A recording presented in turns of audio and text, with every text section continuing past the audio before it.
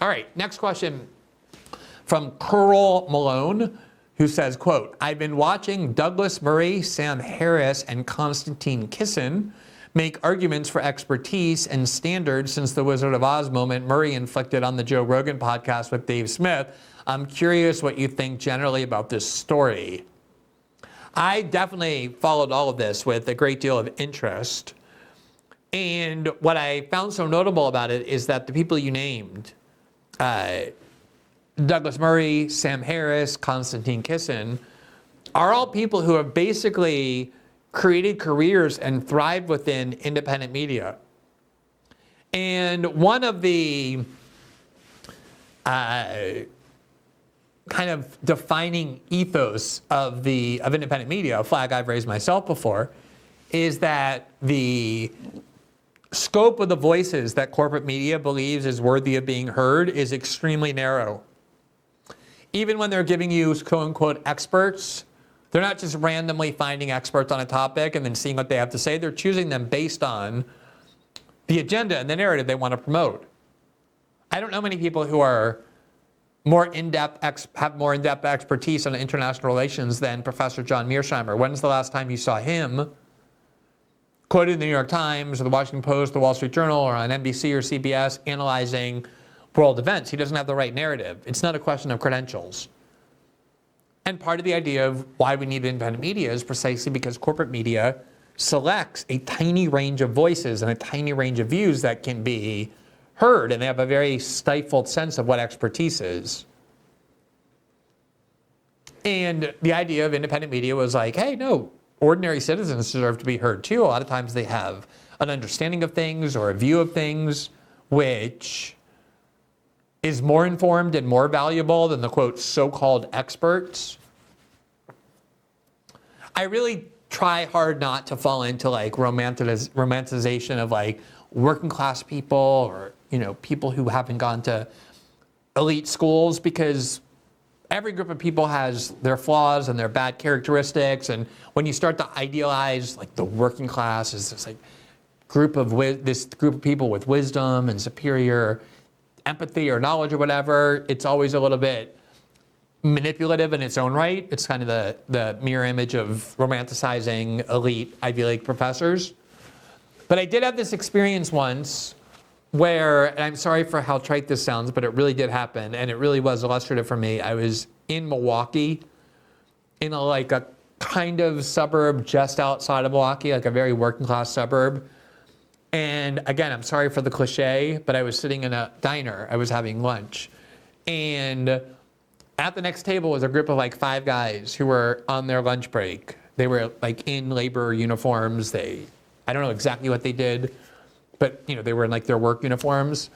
And it happened to be at the time when The Intercept got involved in a big scandal, because The Intercept had received this document from a source who turned out to be a reality winner, purporting that the Russians had sought to invade the electoral system in ways we previously didn't know.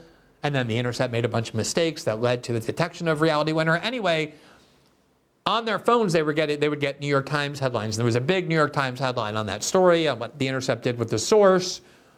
And they were talking about it. Again, not because they were reading The Intercept, but because they were getting the New York Times headline on their phone.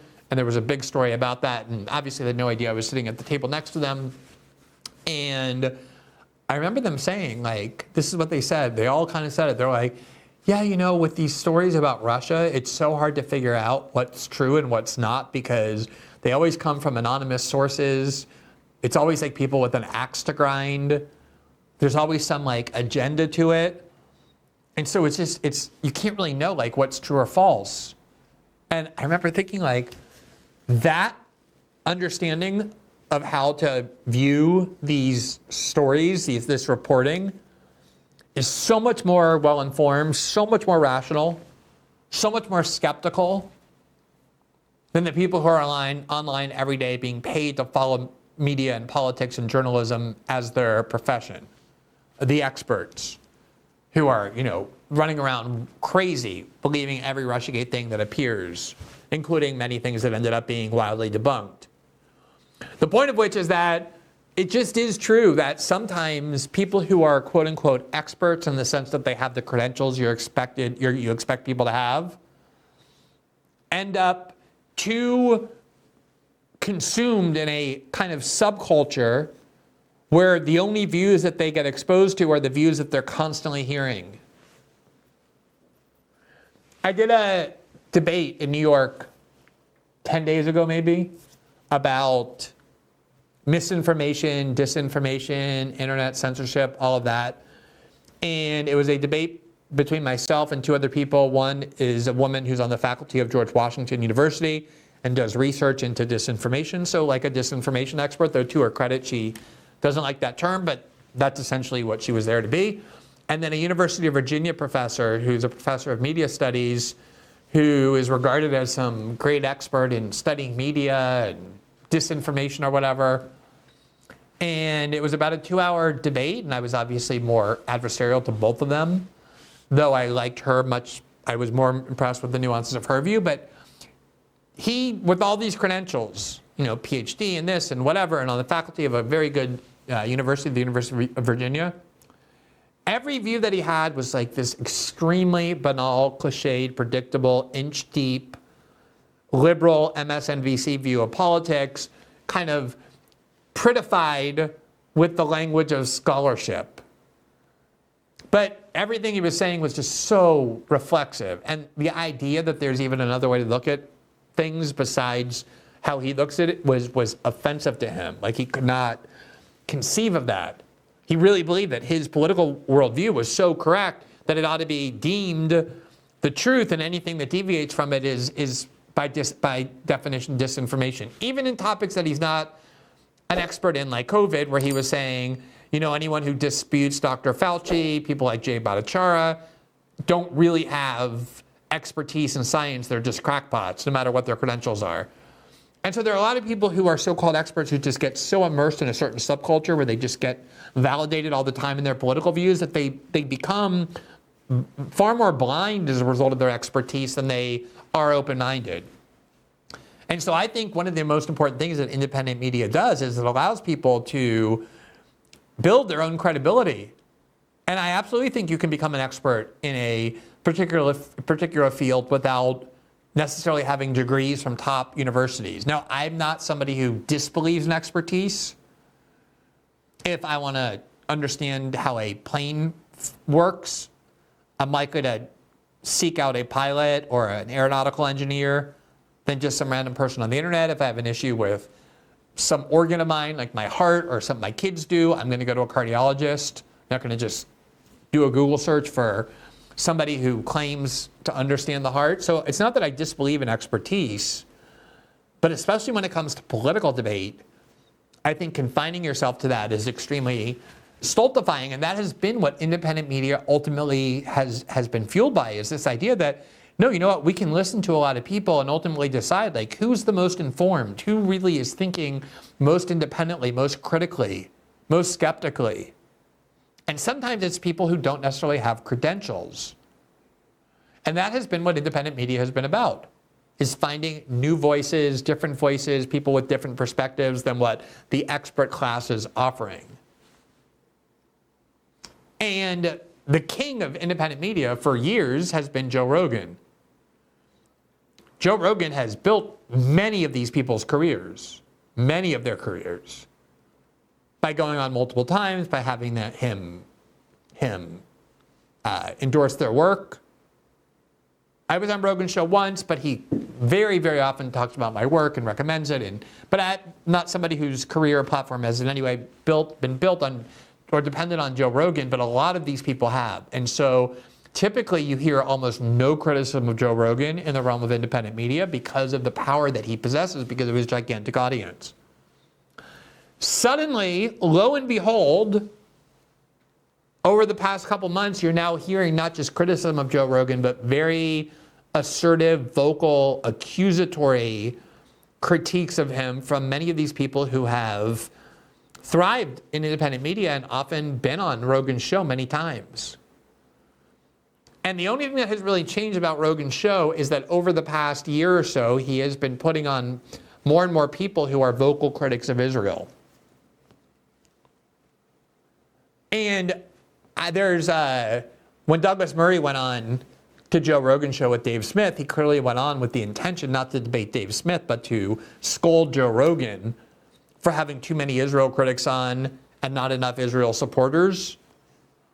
And I was like, what? I remember so well, basically from the time of October 7th onward, that most of the people Joe Rogan had on to talk about Israel were vehemently pro-Israel. He had like Ben Shapiro on. He had like Coleman Hughes on several times to talk about Israel. He's a fanatical supporter of Israel, worked for the Free Press. I mean, just one after the next. I even was going to make a list, but it was too long. Somebody recently put together a video, I just saw it today, where Douglas Murray says you don't have any people on who have the other view on Israel, and he just did this huge montage of the huge numbers of people who are fanatically pro-Israel that have been on Joe Rogan's show. But that's the norm in the view of Israel supporters like Sam Harris and Douglas Murray and Konstantin Kisin, is yeah, of course you put Israel supporters on because those are the people who have the right view and who are all throughout the media. It's basically almost a requirement to be a supporter of Israel to get into media. But the problem is that Joe Rogan has been putting on a lot of people who are not just opponents of Israel, but pretty aggressive ones. He's had on Ian Carroll and Daryl Cooper, who writes under Martyrmade, Dave Smith several times. And that is really starting to worry a lot of very pro-Israel people, that it's not just once in a while now that Joe Rogan is putting on pro-Israel people, critics of Israel, opponents of Israel, but doing so with more and more frequency, despite how often he also still has on heavy supporter of Israel, but that is not permitted. Israel supporters look for any source of Israel criticism and they target that. That's why college campuses are being targeted. That's why TikTok got targeted. We talked before about how the original claim about TikTok was it was dangerous because of China, but that wasn't enough to get votes. Only once people became convinced that there was too much Israel criticism on TikTok did that get banned. And now they're after Joe Rogan's show and they're using this idea of expertise. Like, hey, you're putting on these people like Dave Smith and Ian Carroll and Daryl Cooper and other Israel critics who aren't experts. They don't know anything. You should only have experts on. Somehow Douglas Murray considers himself an expert, even though the only degree he has is an undergraduate degree in English.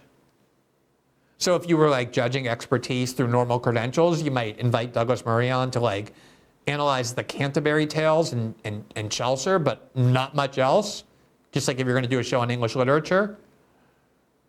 And then like, he also got into a tank and the IDF took him around for about 8 seconds to a few places in Gaza that they wanted to show him. Like, hey, look, here's a tunnel, here's this, here's that. And he thinks he's an expert because of that, because he went on a propaganda trip.